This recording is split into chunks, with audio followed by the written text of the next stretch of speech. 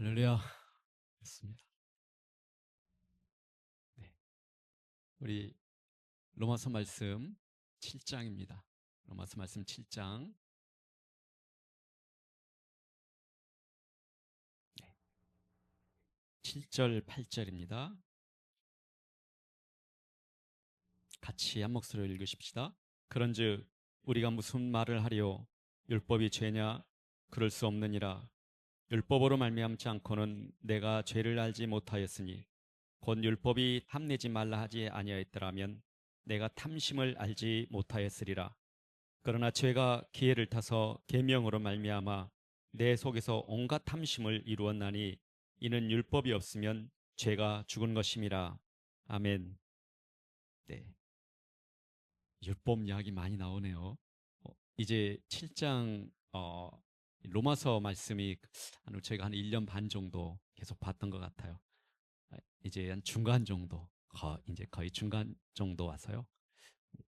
산으로 우리가 등반을 말하면은 로마서의 큰 산이라고 우리가 표현한다면은 로마서 말씀이 이제 거의 정상에 와 있어요.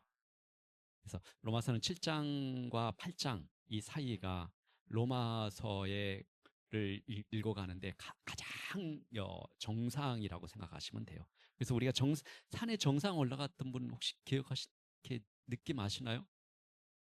예, 저도 정상 올라간 지 몇 번 있답니다. 그래도.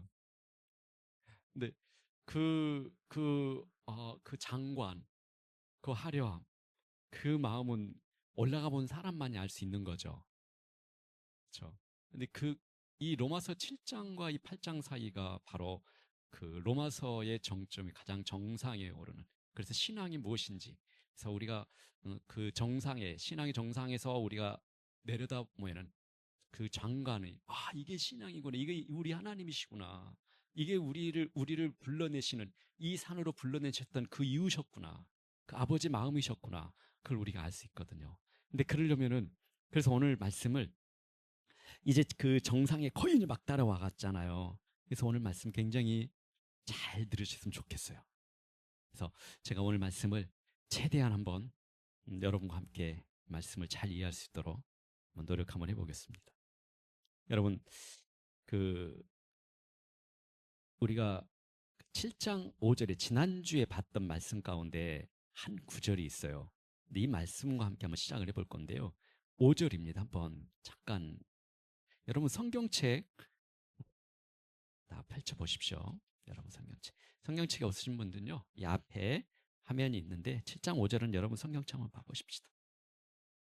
우리가 육신에 있을 때에는 율법으로 말미암는 죄의 정욕이 우리 지체 중에 역사하여 우리로 사망을 위하여 열매를 맺게 하였더니, 여기서 율법으로 말미암는 죄의 정욕이 우리 지체 중에 역사하여, 쉽게 말하면 뭐냐면요, 율법을 통해서 죄의 정욕이 우리의 몸에 역사하기 시작한대요.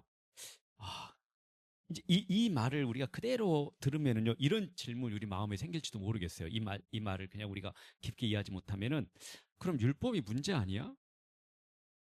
율법을 통해서 죄의 정욕이 내 지체, 내 몸, 내 육체에 역사한다는데, 그러면 율법이 문제네, 이렇게 우리가 이해할 수 있을 것 같아요. 그럼 율법이 만약에 없었다면은, 율법으로 말미암아 죄의 정욕이 내 몸의 육체에 역사한단 말은, 율법이 없었으면 내가 그런 죄가 가지고 있는 그런 속성들, 어떤 욕구도 내 안에 없었을 것을 왜 하나님께서 이 율법을 우리에게 주셨을까라는 질문이 그냥 떠올라요. 오늘 그 질문을 가지고 오늘 본문을 이제 보는 거예요. 어, 여러분 오늘 본문 잘 한번 따라오십시오. 그래야 우리가 정상의 마지막 발 딛고 올라가서 크신 그 하나님의 그 마음을, 계획을 우리가 볼 수 있습니다. 복음을. 예. 근데 이 질문에 대해서 우리가 누군가가 율법이 없었으면은 내가 죄의 정욕을 느끼지 않았을 텐데, 그리고 죄를 짓지 않았을 텐데, 이렇게 생각할 수 있다는 것을 바울도 알고 있었나 봐요. 그래서 오늘 바울 선생님이 이렇게 오늘 본문의 7장 7절에 이렇게 말합니다. 그럼 율법이 죄냐? 율법이 죄냐? 이렇게 물어요. 율- 어, 바울은요, 평생의 율법을 지키면서 살았던 사람입니다. 평생의 율법을 지키면서 살은 사람이에요. 어떻게 보면은 오늘 이 본문은 단지 우리에게 가르친 내용이 아니라 바울이 경험했던 그 바울의 경험을 쏟아내 가지고 그 율법과 그리고 그 율법을 뛰어넘 보여주신 하나님의 아버지의 복음, 예수 그리스도의 십자가의 그 복음에 대해서 자신의 경험을 끌어내서 지금 우리에게 말하고 있는 거예요. 한번 들어보십시오. 율법이 죄냐? 하나님께서 만드신 그 율법이 죄냐? 하나님의 그 선한 율법이 잘못됐냐? 자기의 경험을 이렇게 말합니다. 율법으로 말미암지 않고는 7장이에요. 7절입니다. 12. 율법으로 말미암지 않고는 내가 죄를 알지 못하였으니. 여러분 다시 한번 보십시다. 천천히 읽으십시오. 율법으로 말미암지 않고는 내가 죄를 알지 못하였으니. 곧 율법이 탐내지 말라 하지 아니하였더라면 내가 탐심을 알지 못하였으리라. 이 무슨 말이냐면 이거예요. 불 꺼진 창고방 한번 생각해 보세요. 그 창고방에 오랫동안 불이 꺼져 가지고요. 누가 그 창고방에 들어가질 않았어요. 그래서 이 창고방에는요. 어떤 상태인지가 어두컴컴하니까 안 보여요.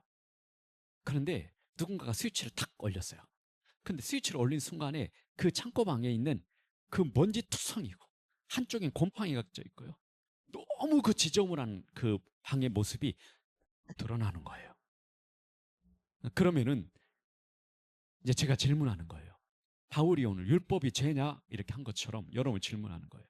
여러분, 그 스위치를 켰을 때 그 불빛이 그 먼지와 곰팡이와 지저분한 것을 만들어냈습니까? 이제 이게 질문이에요. 그 방에 그 지저분한 것들, 그 곰팡이들, 그 더러운 것들을 그 빛이 만들어냈냐고요? 아니죠. 네. 오늘 이 이야기입니다. 오직 이 율법에 대한 것은 오늘 사도 바울 선생님이 지금 자기의 경험을 지금 이야기하는 거예요. 율법이 오기 전에는요. 바울 선생님은 그 마음 안에 있는 이제 본인의 마음 방을 쳐다봤겠죠. 그냥 어두움 속이었어요.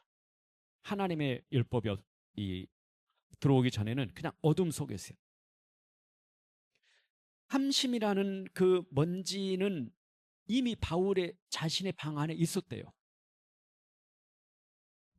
그 더러운 거 곰팡이 그 방 안에 자기의 방 안에 이미 있었는데 율법이라는 그 빛이 확 비춰지니까 율법부터 그 빛이 비춰지니까 스위치가 확 켜지니까 자기 방 안에 있는 그 더러운 것들이 드러나기 시작했다는 거예요.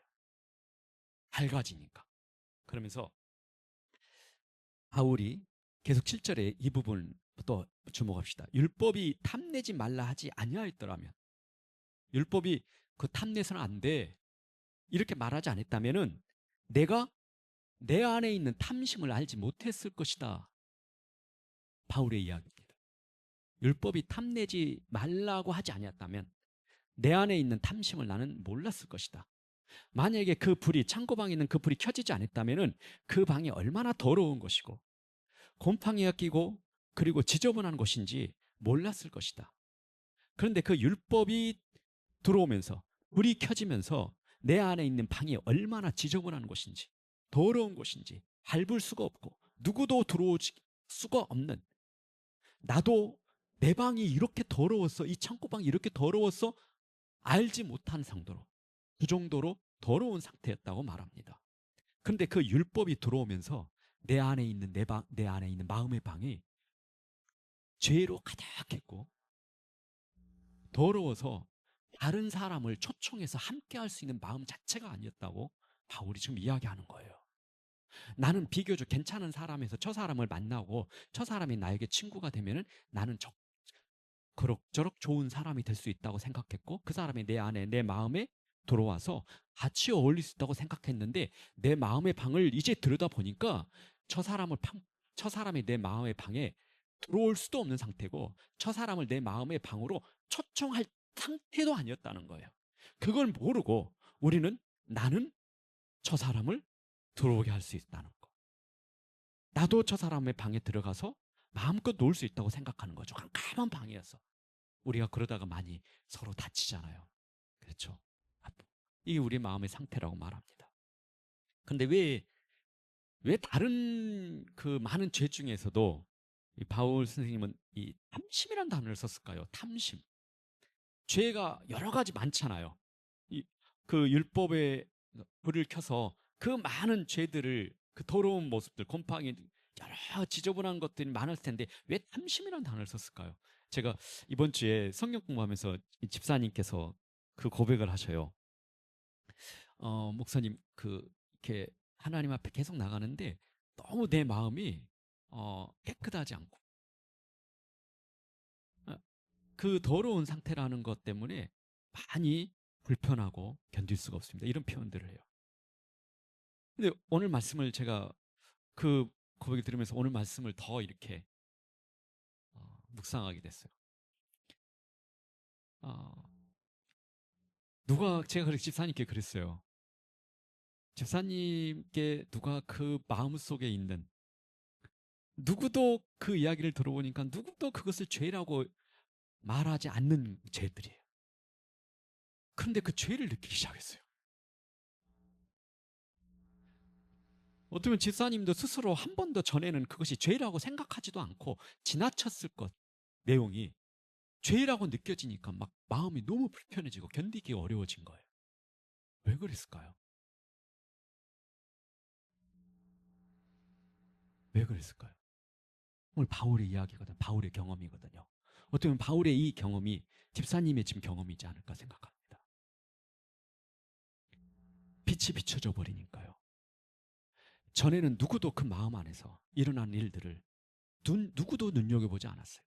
그런데 만약에 우리가 도적질하지 말라, 이 죄를 했다면 도적질하지 말라는 거 눈에 보이잖아요. 다른 사람이 죄란 걸 알았을 거예요. 간음하지 말라 알았잖아요. 그렇죠? 근데 탐심은요, 잘 몰라요.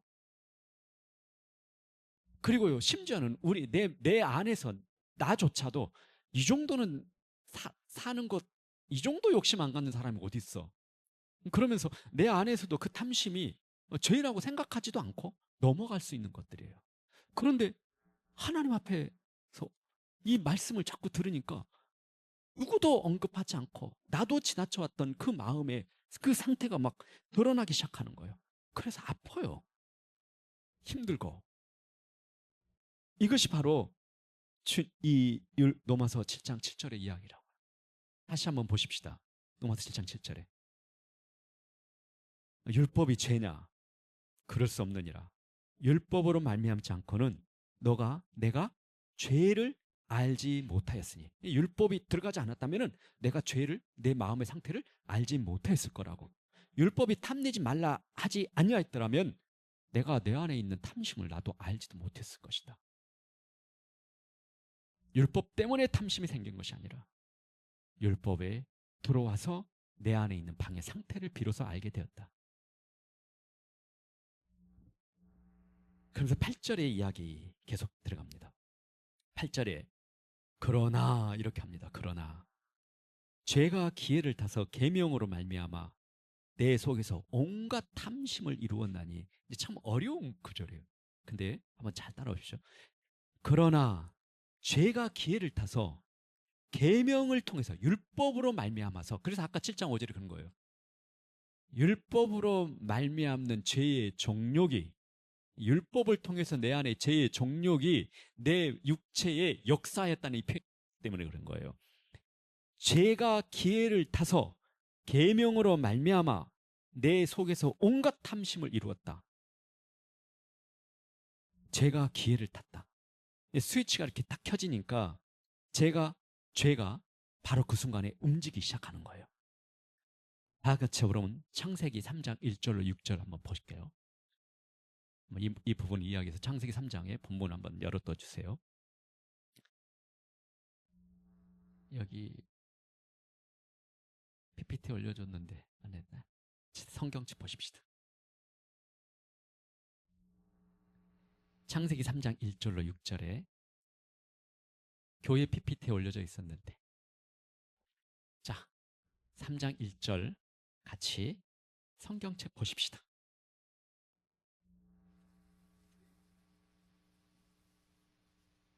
찾으셨어요? 네. 같이 더 천천히 보십시다. 그런데 뱀은 여호와 하나님이 지으신 들짐승 중에 가장 간교하니라. 뱀이 여자에게 물어 이르되 하나님이 참으로 너희에게 동산 모든 나무의 열매를 먹지 말라 하시더냐. 여자가 뱀에게 말하되 동산 나무의 열매를 우리가 먹을 수 있으나 동산 중앙에 있는 나무의 열매는 하나님의 말씀에 너희는 먹지도 말고 만지지도 말라 너희가 죽을까 하노라 하셨느니라. 뱀이 여자에게 이르되 너희가 결코 죽지 아니하리라. 너희가 그것을 먹는 날에는 너희 눈이 밝아져 하나님과 같이 되어 선악을 알 줄 하나님이 아심이니라. 여자가 그 나무를 본즉 먹음직도 하고 보암직도 하고 지혜롭게 할 만큼 탐스럽기도 한 나무인지라. 여자가 그 열매를 따먹고 자기와 함께 있는 남편에게도 주매 그도 먹은지라. 여러분 봐보세요. 우리가 방금 이 에덴 동산의 모습이에요. 방금 우리가 함께 읽으신 이 장면을 보면은요, 선악을 알게 한 나무의 열매, 선악과 계명이죠. 이 계명이 있기 전에 그 선악과 나무는요, 아담과 하와에게는요, 수많은 나무 중에 하나입니다. 그냥 크게 눈여겨보지 않았을 거예요. 얼마나 많은 나무가 있겠어요. 근데 그 중에 하나예요. 그런데 하나님께서 이 나무의 열매는 먹지 마 이렇게 하신 순간에 하와의 눈에는 그 나무가 어떻게 됐어요? 그 나무만 눈에 들어오기 시작하는 거예요. 그 나무만 눈에 들어. 이 꽃은 만지지 마. 그런데 이 수많은 꽃 중에서 한 번도 눈여겨보지 않았는데 갑자기 제가 이렇게 딱 가리키는 순간에 여러분들의 눈은 이제 이 옆에 있는 이 아름다운 꽃이 아니라 이 수많은 꽃을 보고 즐기고 이런 상태가 아니라 이 꽃에만 이제 여러분들이 집중합니다. 그리고 이거 만지면 큰일 나. 절대 만지면 안 돼, 연우야. 연우는 이제 이따 또 이렇게 계속 만지고 싶고 그런 마음이 들 거예요. 오늘 이 하와가 그 나무를 하나님께서 이것은 만지지 마라고 하신 그 순간에, 먹지 마라고 하는 그 순간에 하와의 눈에는 다시 이것이 보이기 시작합니다. 그리고 이것을 바라보고 다시 그것을 보는데 어떤 마음이 들기 시작했어요? 다시 그 하나를 보는데 오늘 성경의 3장 6절에 다시 한번 천천히 보십시다. 먹음직도 하고 보암직도 하고 지혜롭게 할 만큼 탐스럽기도 한 나무인지라. 가만히 보니까 이게 더 먹음직스러운 거예요. 다른 것에 비해서 이게 훨씬 더 만져보고 싶은 것 같아요. 탐스러워요. 다른 것보다는 훨씬 탐스러운 모습이 그 하와의 마음에 들기 시작한 거예요. 갑자기 여러분, 이 계명이 그러면서 하나님의 말씀이 주어지기 전에는 그냥 수많은 나무 중에 하나였던 이 나무가, 이 꽃이 하나님의 계명이, 율법이 하지 말라고 하는 그 순간에 그것이 하와의 눈에 들어오기 시작하고 그 하와의 마음 안에 특별한 마음이 생기기 시작합니다. 먹음직도 하는데 보암직도 하는데 함스럽은데 이렇게 하면서 왠지 하나님의 말씀은 그 선악을 알게 하는 선악과 계명에 그 빛을 비춰줄 뿐이에요. 제가 이것에 특별하게 지금 표현했을 뿐입니다. 말씀을 빛을 비춰줄 뿐이에요. 그런데 그 계명, 하나님의 말씀과 함께 사단이 그 죄가 들어와서 사화의 마음에 뭘 심어뒀어요? 이거 진짜 먹으면 안 돼? 라부터 시작한 거예요. 탐스러운 모습 때문에 의심이 들어오기 시작하고 어떻게 했어요? 탐스럽다, 욕심이 들어오기 시작하는 거예요. 욕심이. 그러면서 창세기 3장 13절 한번 또 보십시다. 13절 같이 읽을까요? 여자에게 이르시되 너가 어찌하여 이렇게 하였느냐. 여자가 이르되 뱀이 나를 깨므로 내가 먹었나이다. 이것이 바로 오늘 우리가 로마서 읽었던 7장 7절의 이야기입니다. 8절 뱀이 나를 깨므로 내가 먹었습니다. 8절의 단어가 죄가 기회를 타서 죄가 기회를 타서 우리 안에 들어온 거예요. 사단이 기회를 타서 우리 안에 들어온 거예요. 어떤 기회를 탔어요? 하나님의 말씀이 혹스가 그 부분을 비춰주니까 죄가 사단이 하와의 마음에 그 계명을 기회를 타가지고 하와의 마음에 딱 들어와서 그것에 대해서 하와의 마음 안에 있는 탐심을 밝혀버리는 거예요. 율법이 그 탐심을 만들어낸 것이 아니라 선악을 알게 한 나무의 열매를 먹지 말라는 그 말씀이 탐심을 이 하와 마음 안에 있는 것들 그 욕구를 만들어낸 것이 아니라 그 안에 쳐지기 시작하는 것. 내 안에 이런 것이 있었네. 내 안에 이런 마음이 있었네. 맞아. 뱀은 그 사단은 그 하나님의 율법, 하나님의 말씀을 틈을 타서 사람들의 마음 안에서 이제 일하기 시작하는 거예요. 이것이 바로 선악의 열매입니다. 좀 더 쉽게 표현해 볼게요. 여러분, 누군가가 그 서랍 열지 마세요 라고 한다면 우리는 이제 온통 그 서랍을 열 생각만으로 가득 찰 겁니다. 선생님이 아이들에게 그 서랍 열지 마. 그러면 아마 선생님 나가는 그 순간부터 이제 이 서랍은 장난의 도구가 되기 시작할 거예요. 열어보고. 이것이 사람들의 마음이라고요. 빛이 켜지는 그 순간에 죄가 사단이 기다렸다가 그 안에 있는 그 빛을 이용해서 그 안에 어둠을 드러내기 시작하는 거예요. 우리 안에 있는 것들. 로마서 7장 7절로 다시 들어가 볼게요. 같이 한번 읽어보십시다. 로마서 7장 7절. 그런즉 우리가 무슨 말 하리요? 율법이 죄냐? 율법으로 말미암지 않고는 내가 죄를 알지 못하였으니 곧 율법이 탐내지 말라 하지 아니하였으면 내가 탐심을 알지 못하였으리라. 그러면 마지막 질문 하나 또 할 겁니다. 왜 하나님은 이 불편한 그러면 계명 율법을 주셨을까요? 왜 이 불편하고 왜 넘어질 것 같은 왜 불을 우리 마음에 켜셨을까?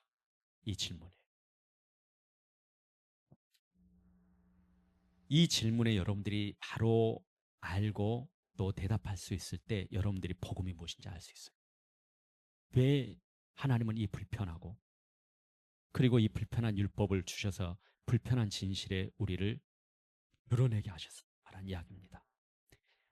그래서 우리가 교회에 다니기 전에는 전혀 그런 마음이 없었는데 교회에 다니면서 내 마음이 죄책감이 들기 시작했어요. 하나님의 은혜를 받고 나니까 말씀을 더 깊이 경험하고 나니까 기도를 더 체험하고 나니까 하나님 앞에 더 가까이 나가고 나니까 어떤 그 특별한 시점부터 나는 더 이 죄책감이 더 커지기 시작하는 거예요. 교회 나가면서 은혜 받으면서 죄책감이 더 커지기 시작하는 거예요. 하나님의 율법을 들으면서요. 내 안에 있는 이 더러운 것들, 지저분한 것들, 하나님이 싫어하시는 것들이 자꾸 그것 때문에 더 불편해지는 거예요. 죄책감만 있는 거예요. 하나님은 우리에게 죄책감을 만드시기 위해서 그렇게 하셨을까요? 병원에 의사가 우리가 어디가 아픈데 병원 가면은 뭐 몇 번 지찰하고 건강하세요. 그런데 저는 아파요. 아파서 갔는데 건강하세요. 그거는 우리에게 도움이 되는 거 아니잖아요. 병원에 가서 어떤 말을 드려야 우리에게 진짜 평안이 있어요. 내가 아파서 병원에 갔어요. 그러면 어떤 말을 들으면 여러분 평안하시고 행복하시겠습니까? 어떻게 아프네요? 라는 거죠. 당신은 어떤 부분이 지금 아파요? 어떤 게 지금 잘못됐어요? 오히려 이 이야기가 의사의 입을 통해서 듣는 때 우리는 평안하고요. 비로소 소망이 생기기 시작하는 거예요. 여러분, 하나님 앞에서 우리가 복음 앞에서 우리는 어떤 이야기를 들어야 진짜 우리가 평안하고 행복한 삶을 살 수 있을까요? 죄책감이 드러나니까 그건 잘못된 거예요. 내가 어떤 마음의 상태인지를 알게 하시는 것. 그것을 내 마음의 상태를 알게 하실 때 우리는 비로소 행복한 삶을 살아낼 수가 있는 거예요. 내 안에 진짜 소망이 생기기 시작하는 거예요. 그러면서 여러분께서 로마서 5장 20절 마지막 구절 한번 같이 봅시다. 로마서 5장 20절도 그러면 안 나왔겠는데 그걸 안 켠 것 같아요. 우리 PPT 그걸. 5장 20절 로마서 같이 보십시다. 같이 읽습니다. 율법이 들어온 것은 범죄를 더하게 하려 함이라. 그러나 죄가 더한 곳에 은혜가 더욱 넘쳤나니. 아멘. 자, 율법이 죄를 드러내는 것은 우리를 정죄하게 하신 게 아닙니다. 하나님께서 은혜를 주셔서 우리가 막 죄책감이 들어가고 이런 것은 우리를 정죄하시는 게 아니라는 거예요. 그리고 또 신앙생활 하시면서요, 여러분들께서 예전보다 마음이 더 괴롭고 죄가 자꾸 커지는 거 있죠. 이건 더 나빠진 현상이 아니라는 거예요. 드디어 하나님께서 스위치를 올려주셨어요. 그래서 내 마음의 방에 그 더럽고 지저분한 방의 상태를 알게 하셨어요. 그래서 다른 사람과 함께 하는데 이것이 내 방의 문제라는 걸 비로소 알게 하신 거예요. 하나님이 함께 하시는데 하나님의 은혜를 담는데 문제가 내 방의 상태가 문제였다는 것을 알게 하시는 거예요. 다른 사람의 문제라고 생각했는데 그게 내 안에 내 방의 문제였던 거예요. 다른 사람이 내 안에 도저히 들어올 수 없는 상태였던 거예요. 그래서 그것을 하나님께서 덜쳐내 주셨어요. 그리고 더 중요한 것은 우리는 그것이 내 안에 죄책감이 들고 더 괴로워지는 것은 나빠진 상태가 아니다. 하나님께서 성령의 임재를 통해서 우리 안에 내 내면에 빛을 보여주셔서 우리에게 비로소 치유가 시작되는, 하나님의 역사가 시작되는 증거다는 거죠. 하나님의 증거다. 그래서 우리는 하나님의 말씀이 우리가 신앙생활하면서 은혜가 되는데 더 죄책감이 들기 시작할 때마다 이렇게 하는 겁니다. 맞습니다. 한번 따라해 보시겠어요? 맞아요. 제 안에 이런 탐심이 있었습니다. 예. 하나님이 비춰주실 때, 괴로울 때, 죄책감에 싸울 때 우리는 그렇게 먼저 인정하는 겁니다. 하나님 맞습니다. 제 안에 이런 것이 있었습니다. 근데 그거 인정하는데 누가 듣지도 않는데 그 인정하는 것조차도 우리는 힘들어요.